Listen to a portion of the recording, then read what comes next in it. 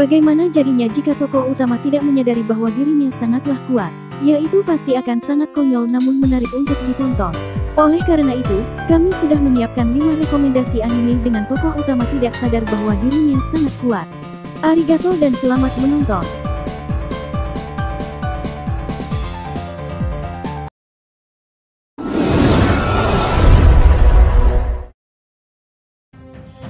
Shinmei Osan Boukensa. Sudah menjadi rahasia umum bahwa yang terbaik adalah menjadi seorang petualang ketika Anda masih semuda mungkin, karena kekuatan magis yang menjadi dasar kekuatan seorang petualang akan sulit tumbuh jika Anda tidak melatihnya saat Anda masih muda.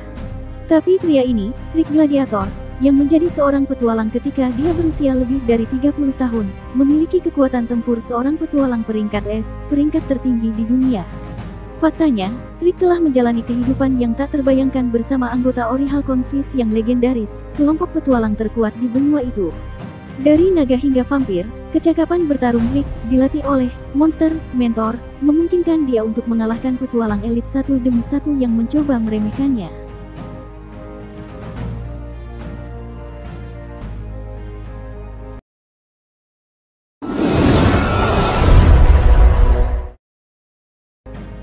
Chiyu Maho no Machigata Sukeikata menceritakan Ken Usato, seorang siswa SMA biasa yang suatu hari saat pulang sekolah bersama ketua OSIS, Suzune Inukami dan Kazuki Ryusen tiba-tiba ditelan lingkaran sihir yang muncul secara misterius.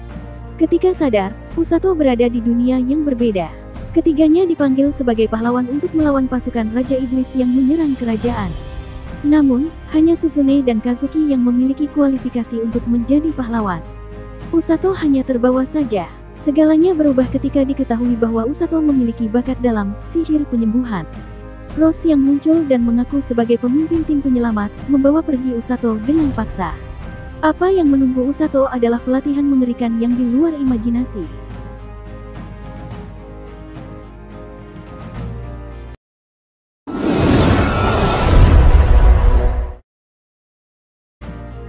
Tatuba Last Dungeon menceritakan Lloyd muda yang optimis tidak menginginkan apapun selain menggapai impian menjadi seorang prajurit di ibu kota. Sayangnya, tetangga dan teman-temannya menganggapnya sebagai pemuda terlemah di desa, dan yakin Lloyd akan menemui ajalnya begitu dia memulai perjalanannya yang bodoh. Tapi tidak ada yang menyadari bahwa dengan tinggal di dekat Dungeon paling berbahaya di negeri itu, apa yang dianggap penduduk setempat sebagai gangguan sehari-hari akan menjadi bencana bagi orang lain. Dan ketika Lloyd menentang penduduk desa dan pergi ke kota pemula bagi para petualang, seluruh kerajaan akan segera mengetahui seberapa kuat Lloyd sebenarnya.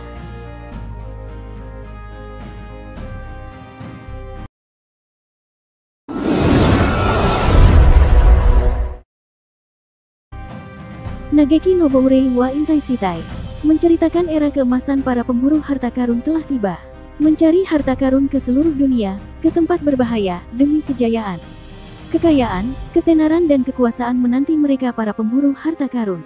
Saat masih kecil, Kerai Andre dan teman-temannya berjanji untuk menjadi pemburu harta karun.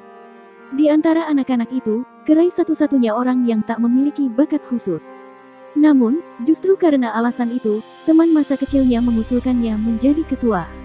Setelah beberapa tahun, Strain Grief, party yang dibentuk oleh sekelompok teman masa kecil berbakat ini telah membuat namanya terkenal di seluruh ibu kota kerajaan.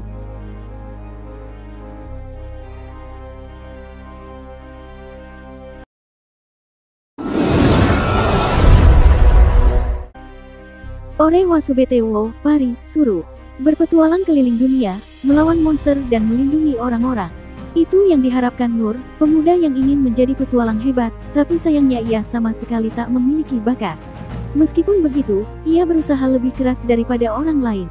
Ia selalu mengasah keterampilan dasar menangkis.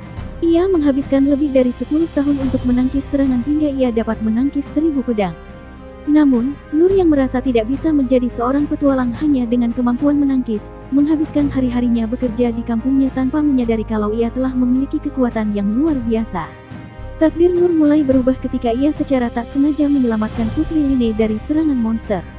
Ini adalah kisah seorang pemuda yang tanpa sadar menjadi orang terkuat berkat kemampuan menangkis yang terus diasahnya.